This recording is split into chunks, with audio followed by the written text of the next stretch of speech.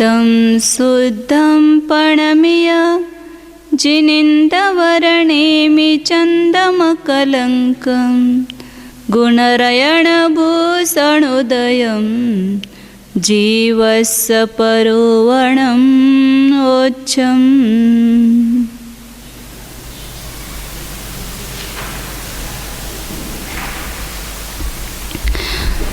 सोलहवीं भव्य मार्गना है।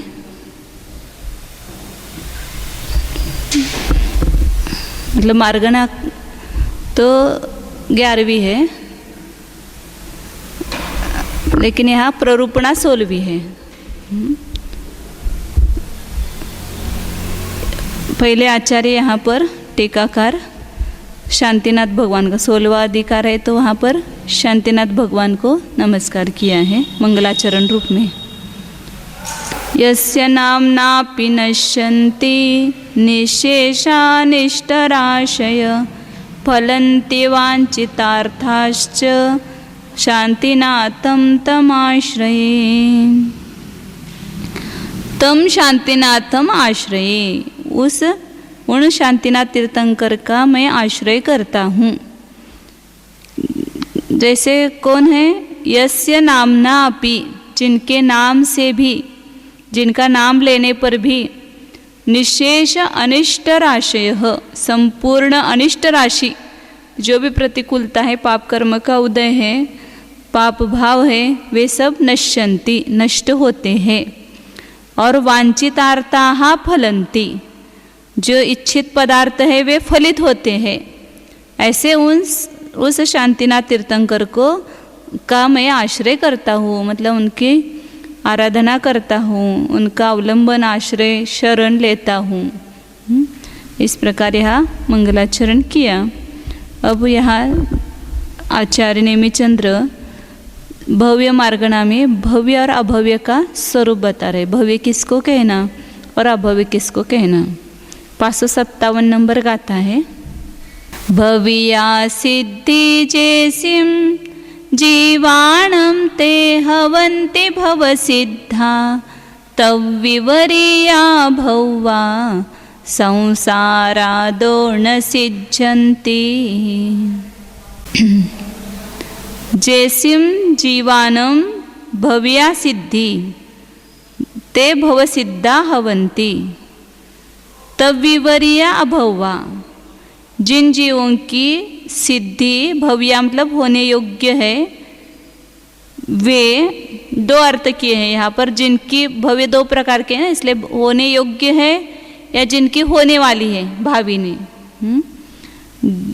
जैसी मतलब जिनमें भव्य सिद्धि जाने की योग्यता है, भवितुम योग्या भव्य, ऐसा किया है अर्थ, वे भव्य है।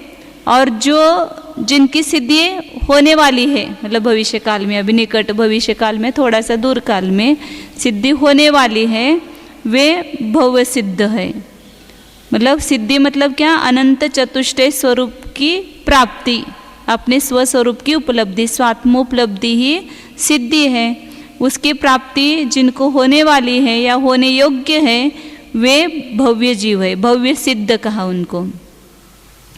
और तब विवरीय अभव्वा, और उससे उसके विपरीत जो है, मतलब जिनकी सिद्धि होने वाली भी नहीं और होने योग्य भी नहीं है, वे अभव्य जीव है। वे संसारादो न सिद्ध्यन्ति। कितना बड़ा शाप है। वे संसार से सिद्ध्यन्ति, सिद्ध नहीं होंगे कभी भी। मतलब कितना भी पुरुषार्थ करे, प्रयत्न, ऐसा पुरुषार्थ होगा भी नहीं उनसे। और जो बाह्य पुरुषार्थ करेंगे लेकिन सिद्धि को प्राप्त नहीं हो पाएंगे। इसलिए कहा ना कि जैन धर्म में दो गालियाँ हैं, एक छोटी गाली और एक बड़ी गाली। मिथ्या दृष्टि ये भी बड़ी ही है, लेकिन फिर भी सही है, क्योंकि अभी मिथ्या दृष्टि है तो आगे सम्यक दर्शन प्राप्त कर सकता है। इसलिए जब आचार्य हे भव्य जीव हो, तो एकदम उल्लास होना चाहिए कि हमको भव्य कहा है, और तुम अभव्य हो ऐसा कहे तो बहुत बड़ी गाली है। अभव्य कहे तो कभी भी मुक्ति, वो उसका मतलब दुख से कभी भी मुक्त नहीं होगा, लेकिन वो गाली लगती नहीं है। लेकिन कोई अपने को पापी कहे तो गाली लगती है, या नालायक कहे तो गाली लगती है, लेकिन अभव्य कहना ये बहुत सबसे बड़ी ये है, मतलब अच्छा नहीं है। तो इस प्रकार दो प्रकार है। अब ये है तो पारिणामिक भाव, कौन भव्य और कौन अभव्य है ये कोई निश्चित करने वाला नहीं है। अब आगे 558 गाथा में वे जो उन्हीं में से जो सिद्धि लाभ का, दोनों को भी सिद्धि की प्राप्ति होगी ऐसा प्रसंग आने पर यहाँ पर उसका परिहार करते हैं। मतलब भव्य दो प्रकार के बताए, एक सिद्धि जाने के योग्य है और एक सिद्धि जाने वाला है। मतलब जो मुक्त होंगे, मुक्त तो कहते हैं ना कि एक बादर निगोत शरीर में जितने जीव हैं, एक बादर निगोत शरीर में जितने जीव हैं उसके अनंत में भाग भी मुक्ति नहीं जाएंगे आने वाले भविष्य काल में। एक शरीर के पूरे जाने तो दूर, और शरीर कितने हैं, असंख्यात लोग, प्रमाण 5 बार असंख्यात लोग का गुना किया परस्पर, उतने बादर निगोत शरीर है। और एक शरीर में जितने जीव हैं वे भी सभी भविष्य काल में मुक्ति नहीं जा पाएंगे। और उसमें अपना नंबर लगाना है। कभी कहीं होता है ना कि बहुत टिकट कम रहते उसके, तो क्या करते पहले जल्दी जा कर के उसके ये निकालते। अब रिजर्वेशन कोटा कम है तो टिकट मिलना मुश्किल होता है ना वहाँ पर, तात्काल में अब क्या करते पहले जा कर के नंबर लगाते, हमारा नंबर लगना चाहिए। उसी प्रकार यहाँ पर भी कम है सिद्धि जाने वालों की संख्या, तो उसमें अपना नंबर जल्दी लगाना चाहिए। तो अब अभव्य भव्य की जो सिद्धि दोनों प्रकार के भव्यों की सिद्धि की प्राप्ति होने का प्रसंग आता है तो उसका परिहार करते हैं। भवत्तनस जोगा जे जीवाते हवन्ति भव सिद्धा नहुमल विगम नियमा तानं कनयो वलानमिव। भवत्तनस जोगा जे जीवा हवन्ति, जो जीव भव्यत्व के योग्य है वे भवसिद्धा भवन्ति, वे भवसिद्ध है। मतलब जो जिनकी सिद्धि होने वाली है वे भी भव्य है, और जिनकी सिद्धि नहीं होगी फिर भी भव्यत्व के योग्य है, जाने की योग्य है, वो भवसिद्ध है। तो इस पर सबको प्रश्न होता है ना कि ऐसा कैसा, कि उसको भव्य कैसे कहना, फिर जाने वाला तो नहीं और फिर भी उसको जाने की योग्यता है ऐसा कहते हैं। तो उसमें योग्यता है, भव्यत्व भाव है उसमें, लेकिन ऐसा कोई निमित्त उसको नहीं मिलेगा कि जिससे उसको सम्यक दर्शन आदि की प्राप्ति होकर के वह सिद्धि जा सके। उसके लिए दृष्टांत देते हैं ना कि जो इससे तरुण विधवा स्त्री है, अब स्त्री में पुत्र उत्पन्न होने की योग्यता है लेकिन उसका कोई पति नहीं है, इसलिए वहाँ पर उसके कभी भी पुत्र उत्पन्न नहीं होगा। मतलब सती विधवा स्त्री लेना और व्यभिचार करे तो बात अलग है, लेकिन जो विधवा स्त्री है उसमें योग्यता तो है लेकिन उसको कोई निमित्त नहीं मिलेगा और उसको पुत्र की प्राप्ति नहीं होगी। और जो या दूसरा उदाहरण यह आचार्य ने दिया है कि कनयोवलानम इव तानम कनयोवलानम इव मलविगमो नियमा न, उनके कनक पाषाण के समान। कोई स्वर्ण पाषाण ऐसे होते हैं कि जिनमें से किट्टिमा और कालीमा अलग होकर के उसमें से शुद्ध सोना नहीं बाहर आता है, तो उसमें वो शुद्ध सोना है फिर भी उसका वो मल दूर होकर के शुद्ध स्वर्ण नहीं बनता है। अंध पाषाण कहते हैं उसको, ऐसे इस प्रकार कोई अंध पाषाण होते हैं। तो सुवर्ण पाषाण के समान उन जीवों के जिनको जाने की योग्यता तो है लेकिन वे जा नहीं सकेंगे, ऐसे जीवों को नियम से मल विगमो न, अभव्य समान भव्य उनको कहा है कि उनका कभी भी मल विगम मतलब मल का नाश, मतलब कर्म का नाश नहीं होता है। अभव्य समान भव्य असं पण म्हणतात त्याला। दुरानुदूर भव्य म्हणजे पुष्कळ अजून अनंत काळ गेल्यावर मोक्षाला जाणार आहेत त्यांना दुरानुदूर भव्य म्हणायचं। आणि जे आता निकट भव्य एक आणि अभव्य समान भव्य कि जे कधी जाणारच नाहीत, अभव्य के समान है ऐसे।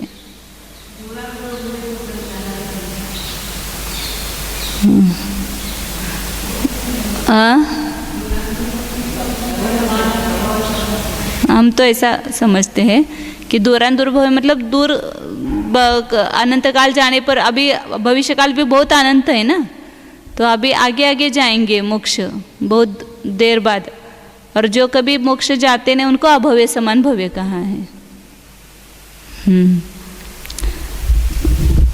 आगे 559 नंबर का आता है। और अभव्य का स्वरूप बताया, और भव्य और अभव्य दोनों से जो अतीत हुए हैं ऐसे जीवों का कथन करते हैं। हमेशा हर मार्गना में उन्होंने जैसे लेशा का स्वरूप कहा और अंत में लेशा रहित जीवों का स्वरूप कहा। मतलब ऐसे भी जीव है कि जो केवल भव्य और अभव्य वे ही जीव नहीं, भव्य और अभव्य दोनों भी जिसमें योग्यता नहीं, ऐसे जीव भी है इस जगत में, इसलिए उनका भी यह वर्णन किया है। 559 नंबर का आता है। नयजे भौवा भौवा मुक्ति सुहाती दनंत संसारा ते जीवाना दौवा नय भौवा अभौवाय। नयजे भौवा भौवा, जो भव्य नहीं है और अभव्य नहीं है, फिर कैसे है? मुक्ति सुहा अतीत अनंत संसारा, मुक्ति सुख को प्राप्त हुए हैं और अनंत संसार से अतीत हुए हैं, जिनका अनंत संसार व्यतीत हो गया, मतलब निकल चुका है, नष्ट हो गया है। अब ते जीवा न एव भौवा न एव अभौवा न दौवा, वे जीव न भव्य है न अभव्य है। क्योंकि भव्य का अर्थ ही क्या ना कि जो मुक्ति जाने के योग्य है या मुक्ति जाने वाला है, होने की योग्यता है। अब जिसकी मुक्ति हो गई, अब उसको होने के योग्य कहने की, जैसे कोई कन्या है, ये उपवर योग्य है, तो जब तक उसकी शादी नहीं हो गई तो शादी के योग्य कहेंगे। अब शादी होने के बाद उसको शादी के योग्य कहेंगे क्या? नहीं कहेंगे। उसी प्रकार भव्य उसी को कहा है कि जो मुक्ति जाने की योग्य है। अब जो मुक्ति को प्राप्त हो गया तो उसको भव्य संज्ञा नहीं रहेगी ना, तो अभी होने योग्य हो जाएगा। भव्य का अर्थ होने योग्य, अभी होने योग्य कुछ नहीं है वहाँ पर, जो है वो हो चुका है, इसलिए उनको भव्य भी नहीं कहेंगे। इसलिए भव्य मार्गणा 14वें गुणस्थान के अंतिम समय तक है। उसके बाद जो सिद्ध है वे भव्य नहीं और अभव्य भी नहीं है, क्योंकि अभव्य तो जिन पहले गुणस्थानवर्ती होते मिथ्या दृष्टि। तो इस प्रकार भव्य अभव्य पने से रहित सिद्ध जीवों का वर्णन किया। अब यहाँ भव्यत्व मार्गणा में जीव संख्या बताते हैं, भव्य और अभव्य ऐसे दो भेद के ना भव्य मार्गणा की, तो उसमें कितनी संख्याएं बताते हैं। अवरोजुत्तानन्तो अभौवराशिस्सहोदि परिमाणं तेन विहीनो सौवो संसारी भौवराशिस्स। अभौवराशिस्स अवरोजुत्तानन्तो परिमाणम होदि। पहले अभव्य जीवों की संख्या बताते हैं, क्योंकि अभव्य जीव कम है, सबसे कम है। जगने युक्तानंत प्रमाण है, इसलिए कभी सोचना नहीं कि हम अभव्य होंगे तो, ऐसा कभी सोचना नहीं, क्योंकि वहाँ आचार्य ने भी लक्षण बताए कि भव्य कौन है, कि जिसको शास्त्र अच्छा लगता है, आत्मा की चर्चा अच्छी लगती है, तो वो भव्य है। तत्प्रति प्रीति चित्तेन येन वार्तापि श्रुता निश्चितं स भवेत् भव्यो भावी निर्वाण भाजनम। वह मोक्ष का पात्र ऐसा भव्य जीव है। इसलिए यदि हमें अच्छी लगती है चर्चा तो वह भव्य है, और अभव्य जीवों की संख्या जो है बहुत कम है।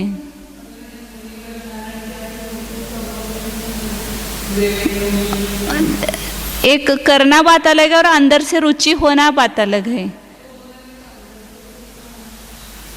अंतर से करने में भी बहुत अंतर होता है, वो समझ में आता है ना, कौन जीव अंदर से करता है, कौन बाहर से करता है, या मतलब शुभ भाव में अटका हुआ है वहाँ पर, उसी को मोक्ष का मार्ग जानता है।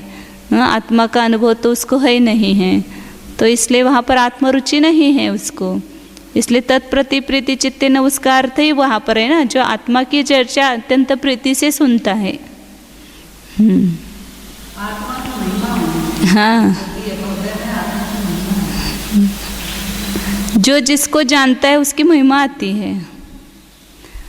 तेन विहीनो सवो, तो अभव्य राशि का प्रमाण जगन युक्तानंत संख्या प्रमाण, अनंत होने पर भी वो कम है, और उससे रहित सर्व संसार राशि जो है वो भव्य राशि का प्रमाण है। भव्य राशि अनंतानंत है और अभव्य तो केवल युक्तानंत प्रमाण है। मध्यम अनंतानंत संख्या जीव राशि की है, उसमें युक्तानंत घटाओ तो जो शेष रहा वो सब भव्य राशि का प्रमाण है। हाँ हाँ, फिर भी कम है उसकी अपेक्षा से, कम है। तो जू उसकी संदृष्टि दी है अभव्य राशि के, मतलब जगन्य, जो मतलब युक्तानंत, मतलब अनंत, और उससे हीन संसार राशि की संदृष्टि क्या है, 13 को कुछ कम करेंगे, वह भव्य राशि का प्रमाण है। अब यहाँ पर इस भव्य और अभव्य मार्गणा में आचार्य ने, टीकाकार ने 5 प्रकार के संसार का स्वरूप बताया है। 5 परिवर्तन है, संसारी जीवों के परिवर्तन होते हैं। अभी अभव्य राशि भी परिवर्तन करता है या भव्य जीव जो है उसके भी ये परिवर्तन होते हैं। तो परिवर्तन, परिभ्रमण मतलब ही संसार है, और वह संसार 5 प्रकार का कहो या परिवर्तन 5 प्रकार का कहो, द्रव्य, क्षेत्र, काल, भव और भाव, इस प्रकार 5 प्रकार का परिवर्तन बताया है, संसार बताया है। तो उसका स्वरूप अभी अपन देखते हैं। पहला परिवर्तन है द्रव्य परिवर्तन। द्रव्य का अर्थ यहाँ कर्म और नो कर्म लेना। हम हर प्रत्येक समय में कर्म ग्रहण करते हैं और नो कर्मों का ग्रहण करते हैं। कल अपन ने देखा था ना, आहार वर्गणा को भी खींचते हैं और कारमान वर्गणा को ग्रहण करते हैं। तो आहार वर्गणा से तो ग्रहण करते हैं, उसको कहेंगे नो कर्म, नो कर्म आहार कहा है, और कर्म को ग्रहण करते हैं वो कर्म आहार है। तो प्रत्येक समय में कर्म और नो कर्म को ग्रहण करते हैं, लेकिन उसका जो परिवर्तन कहा है वो एक परिवर्तन कितना है, तो कहा कि नो कर्म परिवर्तन का पहले बताते हैं स्वरूप, और कर्म परिवर्तन का बाद में बताते हैं।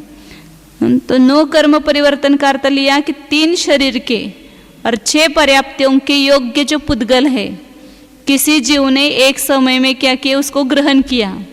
कैसे ग्रहण किया, जिस प्रकार के उसमें जो स्निग्धता, रुक्षता, वर्ण, गंध, रस, पुद्गल में ये गुण होते हैं ना, तो जिस अविभाग प्रतिच्छेद सहित वे स्निग्ध रुक्ष गुण होंगे उसमें, या वर्णाधिक होंगे, गंध इत्यादि तीव्र उसमें होंगे, या मध्यम होंगे, या जगन्य होंगे, जिस भाव से उसको ग्रहण किया है और जिस योग के द्वारा उसको ग्रहण किया है, तो वे यथावस्थित कैसे होते कि दूसरे समय से उसकी निर्जरा चालू होती है। पहले समय मैंने आहार वर्गना ग्रहण की, उसमें से एक एक निषेक दूसरे समय से खिरने लगता है ना, उसकी तो आबादा नहीं होती है, इसलिए द्वितीयादि समयों में उसकी निर्जरा चालू हो जाती है। और इस प्रकार हर समय वापस ग्रहण करते रहते हैं नो कर्म को। तो द्वितीयादि समय में निर्जीर्ण हुए जो पहले समय में हमने ग्रहण किए थे, कहीं से भी एक विवक्षित समय से उसको द्रव्य परिवर्तन चालू करना। समझो अभी इस समय में हमने जो नो कर्म वर्गणा ग्रहण की, अब उसमें से निर्जरा भी चालू हो गई, और फिर उसके बाद क्या होता है कि दूसरे समय में वापस नो कर्मों को ग्रहण करते, तीसरे समय में मतलब आगे के सब समयों में हम नो कर्मों को ग्रहण करते रहेंगे। लेकिन कैसे नो कर्मों को ग्रहण करते रहेंगे कि जो ग्रहण नहीं किए हुए, ऐसे 3 प्रकार के बताए अभी तक, जिसका ग्रहण ही नहीं किया है, अगृहित। हाँ, अभी तक मतलब इस अनादि संसार से लेकर के जिनको हमने ग्रहण नहीं किया, ऐसे भी बहुत सारे पुद्गल अभिशेष है। एक तो जीवों को बताने के लिए कहा जाता है कि सभी पुद्गलों को हमने ग्रहण किया, लेकिन पुद्गल राशि इतनी है कि आप कितने अनंत काल तक ग्रहण करते रहेंगे तो भी उसमें अभी अगृहित बचेंगे परमाणु। या ऐसा भी अर्थ लिया जाता है अगृहित का कि बहुत काल पहले ग्रहण किए हुए हैं, जब तक उसके ऊपर संस्कार है तब तक उसको गृहित कहेंगे। फिर वो संस्कार द्रव्य क्षेत्र काल भाव के संस्कार नष्ट हो गए, जैसे अभी कर्म को हमने ग्रहण किया, फिर उसकी निर्जरा हुई, निर्जरा होने के बाद भी कुछ काल तक उसमें वो द्रव्य क्षेत्र काल भाव का संस्कार ग्रहण किया नहीं है, वो भी अगृहित है।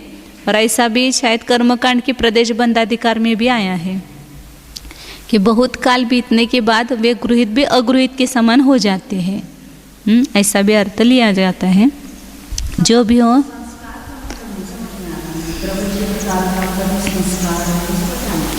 मतलब वो जो परमाणु हैं वो जल्दी वापिस कर्मरूप हो सकते हैं, जो अभी उसके संस्कार नष्ट हो नहीं हुए तब तक। वैसा स्पर्श रस गंध वर्ण उसका वो संस्कार रहता है। हाँ, ऐसा भी आया है।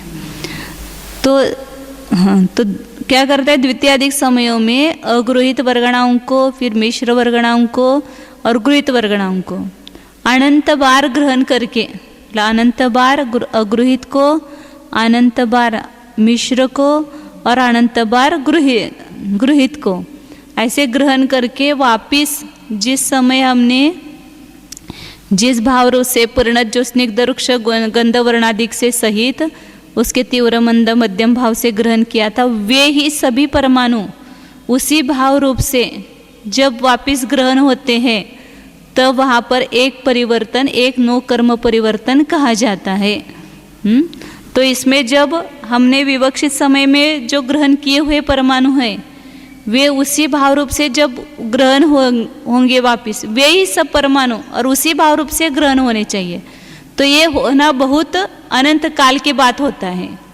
तो उसके लिए कहा है कि एक द्रव्य परिवर्तन के बीच में ये जो अगृहीत परमाणुओं को, मिश्र परमाणुओं को और गृहीत परमाणुओं को ग्रहण करता है, उसके अनंत बार बताए हैं।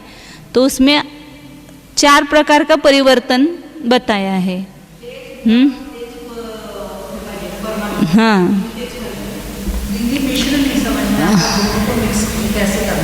हाँ बताती हूँ अभी।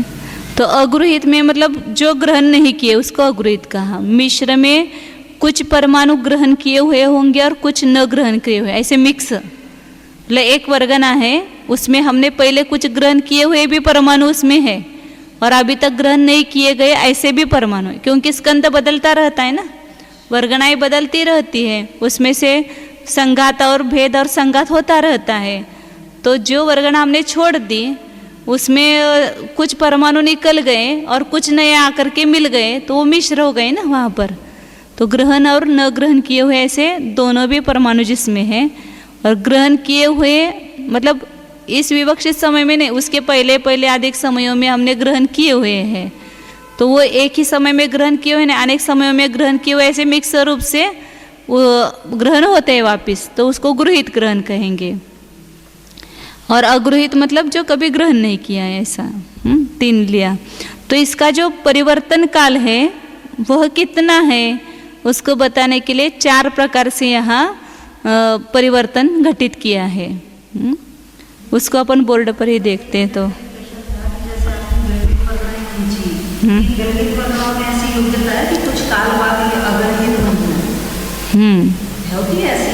ऐसा पढ़ा है मैंने, कर्मकांड के इसमें शायद आया था, उसमें वो सादी अनादि द्रव्य वगैरह निकाला है ना, योग्य अयोग्य सादी अनादि वगैरह, तो वहाँ पर वो आया है।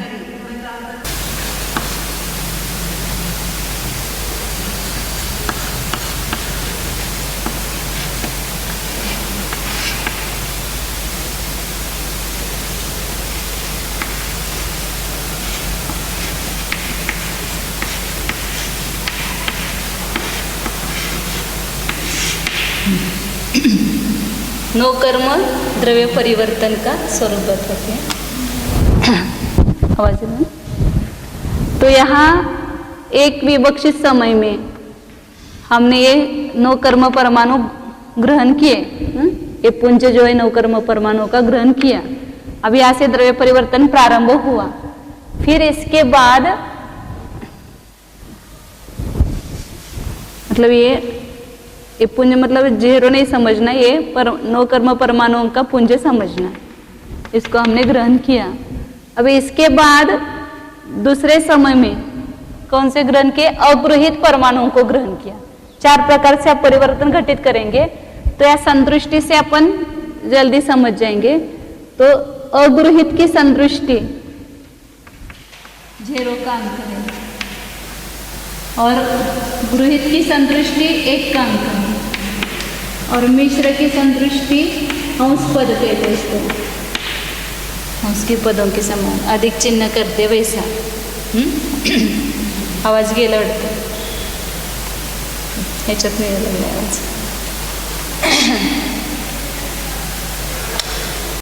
चिन्हों से परिवर्तन समझेंगे, जल्दी लिखना पड़ेगा। तो यहाँ विवक्षित समय में द्रव्य परिवर्तन प्रारंभ हुआ, तो इन परमाणुओं को ग्रहण किया, दूसरे अधिक समय में से इसमें से कुछ कुछ निर्जरा होती जाएगी। और दूसरे समय में हमने क्या किया, अगृहीत परमाणुओं को ग्रहण किया, फिर दूसरी बार, तीसरी बार, चौथी बार, पांचवी बार ऐसे अगृहीत परमाणुओं को ग्रहण किया। तो इस प्रकार जैसे अपन षट्स्थान वृद्धि में लगाते थे ना, उस प्रकार यहाँ लगाना है। लेकिन अगृहीत परमाणुओं का ग्रहण कितनी बार हुआ, अनंत बार। तो अनंत का प्रमाण यहाँ 2 समझना, 2 बार लिखा है तो अनंत बार ग्रहण हुआ ऐसा समझना। तो अनंत बार अगृहीत परमाणुओं को ग्रहण किया, मतलब हर बार। अब यहाँ ऐसा नहीं होगा कि दूसरे समय में लगातार हम अनंत समय तक अगृहीत को ही ग्रहण करेंगे, बीच बीच में गृहीत मिश्र भी ग्रहण होता रहेगा, लेकिन वह इसमें गिना नहीं जाएगा। अगृहीत का ग्रहण अनंत बार पूरा होना चाहिए, फिर उसके बाद एक बार क्या होगा, गृहीत मिश्र परमाणुओं का ग्रहण होगा।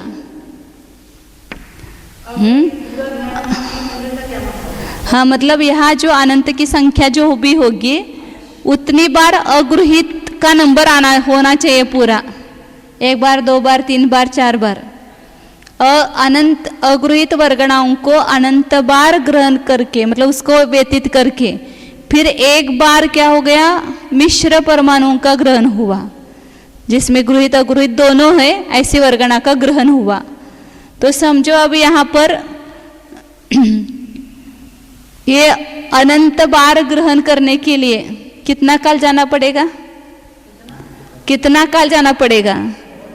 अगृहीत वर्गणाओं को अनंत बार हम ग्रहण किया ऐसा संक्षेप में बोल दिया, लेकिन उसको अनंत समय लगेंगे ना, एक एक समय में एक बार ही ग्रहण होगा ना। तो अनंत बार अगृहीत वर्गणाओं को ग्रहण करने के लिए अनंत काल जाना पड़ेगा। फिर वो मिश्र का एक बार ग्रहण हुआ। अब बीच बीच में भी गृहीत मिश्र ग्रहण हुए होंगे, लेकिन उसको गिनना नहीं, काल तो गिना जाएगा उसमें, लेकिन वो ग्रहण किया हुआ गिना नहीं जाएगा। हम केवल अगृहीत को गिनेंगे, तो वो अनंत बार हो जाएगा। फिर एक बार मिश्र को ग्रहण करेंगे, फिर उसके बाद अनंत बार अगृहीत को ग्रहण करेंगे, फिर एक बार मिश्र को ग्रहण किया, इसको ही गिनेंगे पूरा। फिर अब ये मिश्र का ग्रहण कितनी बार हो गया, 2 बार लिखा हमने। तो इस प्रकार अगृहीत का अनंत बार बिता करके एक मिश्र, फिर अनंत बार अगृहीत को बिता करके एक बार मिश्र, ऐसे मिश्र ग्रहण कितनी बार होगा, अनंत बार। मतलब कितना बड़ा अनंत है उसकी अपन केवल कल्पना ही कर सकते हैं। द्रव्य परिवर्तन छोटा लगता है ना अपने को, तो वो भी कितना बड़ा है, सबसे छोटा द्रव्य परिवर्तन है, लेकिन उसका एक एक व्यतीत होने में अनंत समय लग जाएगा। और मिश्र को ग्रहण यहाँ पर 2 बार अनंत बार ग्रहण किया, फिर अनंत बार अगृहीत वर्गणाओं को ग्रहण करेंगे, फिर उसके बाद एक बार गृहीत का ग्रहण होगा। अनंत बार अगृहीत को बिता करके मिश्र का, फिर अनंत बार मिश्र, इस प्रकार अनंत बार मिश्र होगा कि अनंत बार अगृहीत पूर्वक एक बार मिश्र, अनंत बार अगृहीत पूर्वक एक बार मिश्र, ऐसे मिश्र का भी अनंत बार ग्रहण होगा। तब वापिस अगृहीत का अनंत बार ग्रहण होगा, फिर एक बार गृहीत का। अब ये जो एक बार गृहीत का हुआ, ये जाने तक जितने अगृहीत और मिश्र ग्रहण हुए उतने ही जब वापिस होंगे तब दूसरी बार गृहीत का ग्रहण होगा। मतलब वह बीच में हुआ तो भी उसको पकड़ना नहीं, वो समझे, इतनी बार अगृहीत और मिश्र का होने के बाद जो होता है गृहीत, उसको ही हम ग्रहण करेंगे। फिर ये दूसरी बार मिश्र, अगृहीत मिश्र, फिर अगृहीत मिश्र, तो ये मिश्र अनंत बार हुआ। फिर उसके बाद गृहीत का दूसरी बार होगा। इसको गृहीत के लिए ये चिन्ह देंगे। हाँ, वहाँ पर, यहाँ पर शायद एक लिखना रह गया है, यहाँ पर मिश्र हुआ है। हाँ, पहले पंक्ति में जहाँ पर तीसरे कोष्टक में हंस पद किया है वहाँ पर एक चाहिए, हमने किया है दुरुस्त, और आगे भी एक चाहिए। ये दोनों जगह मिस्टेक हुआ है, यहाँ पर मिश्र हुआ है, यहाँ पर भी मिश्र हुआ है, वहाँ पर एक एक लिखना है।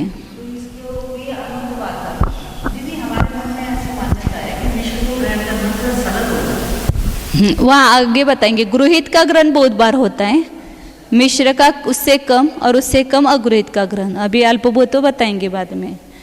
तो ये एक परिवर्तन होगा। ऐसे इस प्रकार ग्रहण होने पर एक द्रव्य परिवर्तन नहीं पूरा हुआ, एक द्रव्य परिवर्तन के भीतर एक परिवर्तन, ऐसा कहेंगे।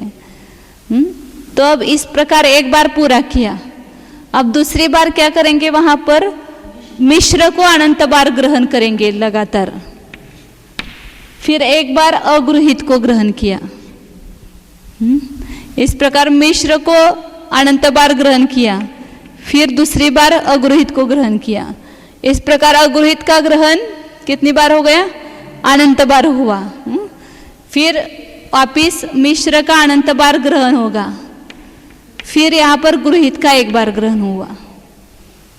ऐसे गृहीत का एक बार ग्रहण होने के लिए जितने अगृहीत और मिश्र के बार हुए उतने ही बार होंगे, तब दूसरी बार गृहीत का ग्रहण होगा। तो यहाँ मिश्र का ग्रहण अनंत बार, एक बार अगृहीत का, मिश्र का अनंत बार ग्रहण, फिर एक बार अगृहीत का। ऐसे अगृहीत का भी अनंत बार ग्रहण हुआ। फिर उसके बाद अनंत बार मिश्र का ग्रहण हो करके दूसरी बार अगृहीत का ग्रहण होगा। तो यहाँ इस प्रकार अनंत बार जाएंगे। ये तो हमने अनंत के लिए दो माना, इसलिए इतनी बार लिखा। ऐसे अनंत बार होगा। तो कितना काल है ये सोचो, केवल एक यहाँ इस कोष्टक को पूरा करना भी अनंत काल बीतना चाहिए। अब आगे आगे के सब कोष्टक पूरा करने के लिए कितना अनंत काल बीत जाएगा, तब ये द्रव्य परिवर्तन पूरा हो पाएगा। फिर तीसरी बार ये दो परिवर्तन हुए। दो परिवर्तन मतलब एक द्रव्य परिवर्तन के बीच में ये दो इस प्रकार परिवर्तन हुए। अब तीसरी बार क्या करता है कि मिश्र का अनंत बार ग्रहण करके एक बार गृहीत का ग्रहण, फिर मिश्र का अनंत बार ग्रहण करके दूसरी बार गृहीत का ग्रहण। इस प्रकार गृहीत को अनंत बार ग्रहण करेगा। फिर उसके बाद मिश्र का अनंत बार ग्रहण हो करके एक बार अगृहीत का ग्रहण होगा। और एक बार अगृहीत के ग्रहण करने के लिए जितने मिश्र और गृहीत बार हुए उतने वापिस होंगे, तब दूसरी बार अगृहीत का ग्रहण होगा। तो इसलिए मिश्र अनंत बार फिर गृहीत, मिश्र अनंत बार फिर गृहीत, मिश्र अनंत बार फिर अगृहीत। इस प्रकार अगृहीत का ग्रहण भी अनंत बार होगा, तब ये परिवर्तन होगा। हा, ते असेल तिथं करून घ्या दुरुस्त, हे बरोबर आहे।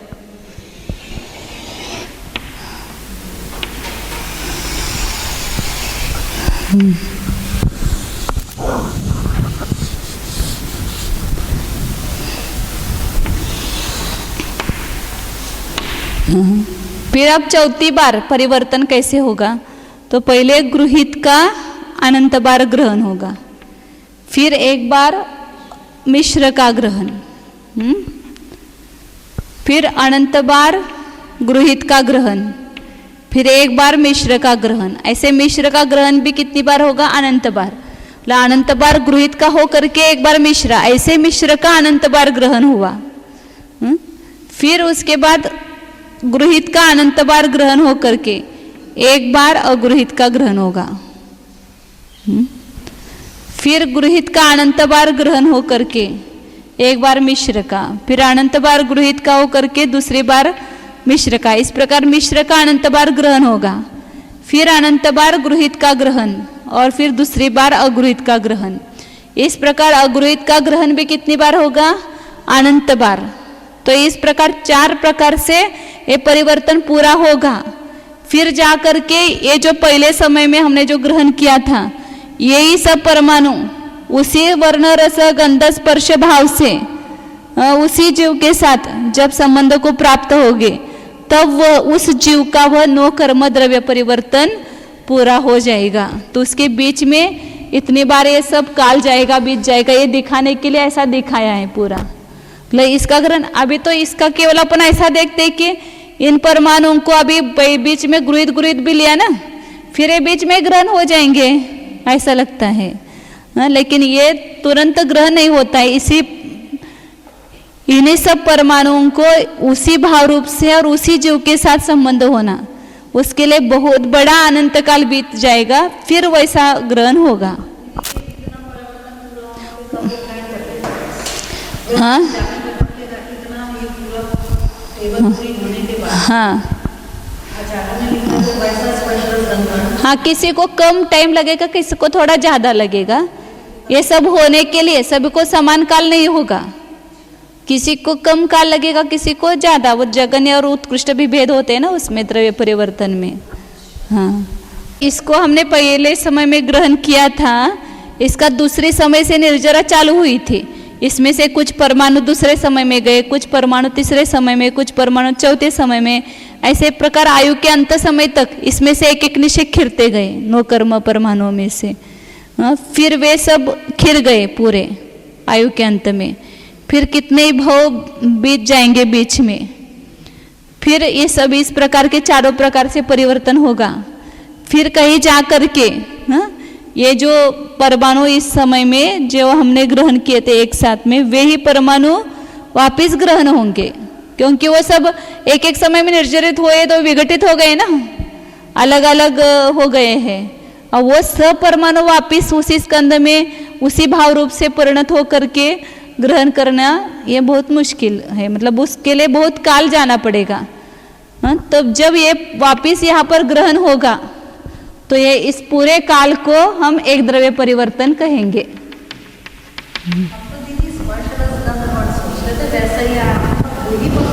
वे ही परमाणु उसी भाव रूप से वे ही सब परमाणु लेना। वो ऐसे स्थूल दृष्टांत ऐसा दिया जाता है कि जैसा ऐसा अभी अपना शरीर है, ऐसा ही हम होंगे, ऐसे सब संयोग होगा। ये तो ऐसा बताने के लिए मुझे तो ऐसा नहीं लगता है, क्योंकि ग्रहण किए हुए परमाणु से शरीर नहीं बना है। ये तो अनेक समय में ग्रहण किए हुए परमाणु के द्वारा बना है ना शरीर। तो ऐसा ही शरीर बनना चाहिए और ऐसा ही रंग होगा और ऐसे ही नाम होगा, यही काम करते होंगे, ये सब ऐसा कहीं गठित नहीं होता है वह। हाँ, तो ये एक 9 कर्म द्रव्य परिवर्तन हुआ। इसी प्रकार यहाँ 9 कर्म की जगह क्या रखेंगे? कर्म रखेंगे।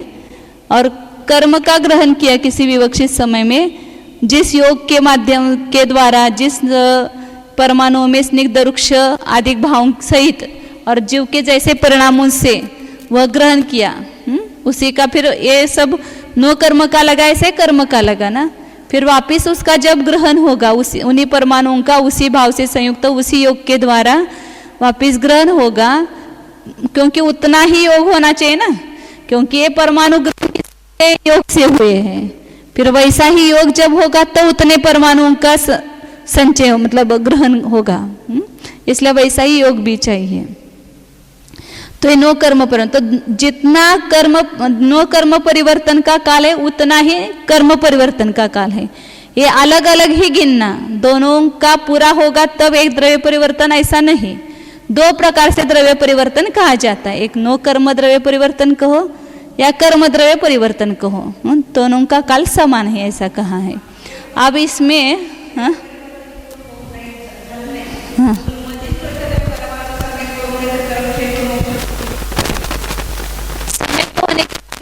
होता है ना, ज्यादा सम्यक तो एक बार हो गया तो एक द्रव्य परिवर्तन भी पूरा नहीं होता है, आधा ही होता है, क्योंकि वो पूरा कर ही नहीं पाएगा ना, उसके पहले मोक्ष चला जाएगा। समझो सामान्य रूप से यहाँ पर ये अर्धपुद्गल है ऐसा समझो, वैसा ही करेक्ट आएगा ऐसा नहीं, लेकिन यहाँ तक ये पूरा द्रव्य परिवर्तन है और एक आधा द्रव्य परिवर्तन, उसके पहले ही उसकी मुक्ति होगी। ये काल ही गिन रहे ना अपन, ये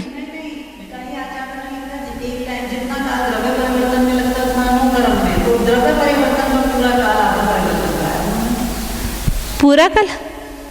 अर्धपुद्गल परावर्तन किसको कहेंगे? तो एक द्रव्य परिवर्तन का जितना काल है उसका आधा, उसको अर्धपुद्गल परिवर्तन कहा ना।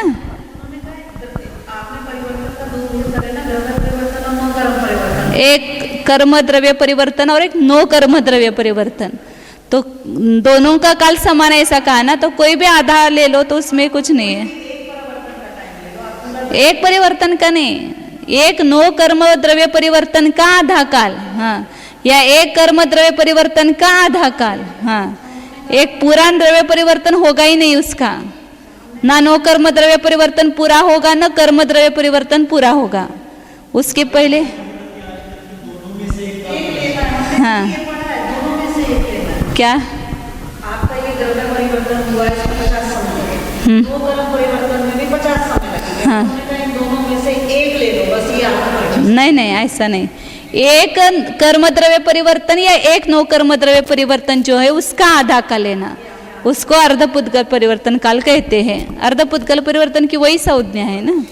हाँ, मतलब वही कोई भी आधा अर्धपुद्गल परिवर्तन ले लो,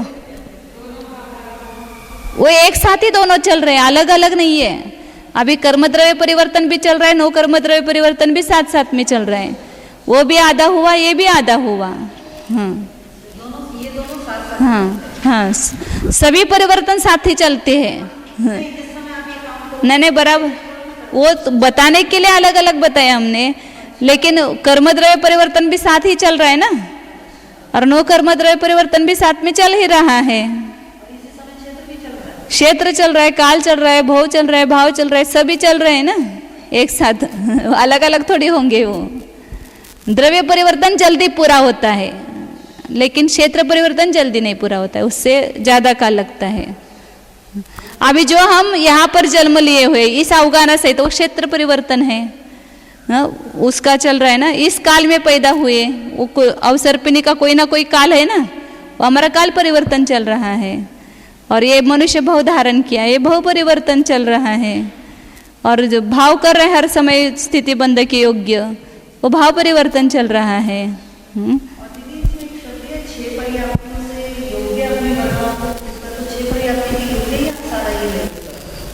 ये नो परमाणु को आहार वर्गणा कोई ग्रहण किया, उसी से आहार पर्याप्ति, शरीर पर्याप्ति, इंद्रिय पर्याप्ति, श्वासोश्वास पर्याप्ति हुई ना। हाँ, सबके माने वो जो एक परमाणु ग्रहण किए ये 6 पर्याप्ति की योग्य ऐसा कहा उसको। हाँ, लेकिन वहाँ 6 पर्याप्ति नहीं कहेंगे, मतलब वास्तव में 4 पर्याप्ति होगी इससे, और मनोवर्गणा से मन पर्याप्ति और भाषा वर्गणा से भाषा पर्याप्ति होगी ना, आहार वर्गणा से नहीं होगी वह। नो कर्म तो इसके लिए कहेंगे आहार वर्गणा को। तो यहाँ पर जो इसमें जो अगृहित के वार आए वो वार कम है, मतलब अगृहित वर्गणाओं को कम ग्रहण करता है, और उससे मिश्र ग्रहण काल जो है उससे अनंत गुना है, और उससे अनंत गुना गृहित ग्रहण काल है। तो गृहित परमाणुओं को ज्यादा बार ग्रहण किया जाता है, इसलिए उसके काल का द्रव्य कार्य परिवर्तन में काल का प्रमाण बताया है। अगृहित ग्रहण काल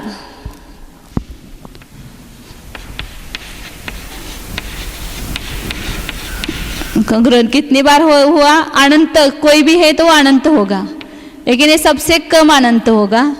उससे मिश्र ग्रहण काल अनंत गुना है, इसलिए इस अनंत ख मतलब अनंत है, उसको और एक बार अनंत रखा तो अनंत गुना हुआ। फिर उससे गृहित ग्रहण काल, तो गृहित ग्रहण में 2 प्रकार लिए, एक जघन्य गृहित ग्रहण काल और एक उत्कृष्ट गृहित ग्रहण काल। तो कोई जीव कम समय में ग्रहण करेगा, कोई ज्यादा समय तक ग्रहण करेगा गृहित वर्गणाओं को। इसलिए जगन्य गृहीत ग्रहण काल जो है वह भी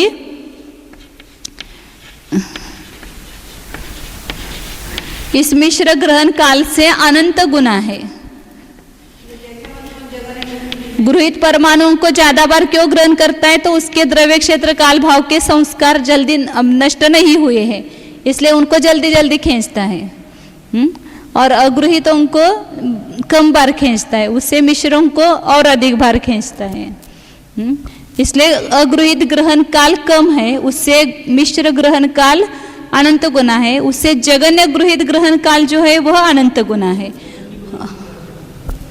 तो गृहीत ग्रहण काल दो प्रकार के आएंगे कि एक जिसने कम बार ग्रहण किया है वह, और जिसके लिए ज्यादा और काल। मैंने कहा ना, एक द्रव्य परिवर्तन सभी जीवों का समान नहीं होगा, क्योंकि बीच बीच में जो ग्रहण किए वो गिनेंगे नहीं ना अपन। तो किसी का जल्दी पूरा होगा, किसी को और ज्यादा काल लगेगा। इसलिए दो प्रकार के परिवर्तन काल होंगे, एक जगन्य द्रव्य परिवर्तन काल और एक उत्कृष्ट द्रव्य परिवर्तन काल। तो जगन्य परिवर्तन काल है पुद्गल परिवर्तन, जल्दी जल्दी समाप्त होगा उसका ये जो परिवर्तन है वह। तो उसमें गृहीत ग्रहण काल जो है मिश्र से अधिक ही हुए, लेकिन और किसी जीव के इससे भी अधिक गृहीत ग्रहण काल हो जाएंगे। इसलिए जगन्य और उत्कृष्ट से दो प्रकार का गृहीत ग्रहण काल लिया है। हाँ, एक जीव की अपेक्षा से। हाँ,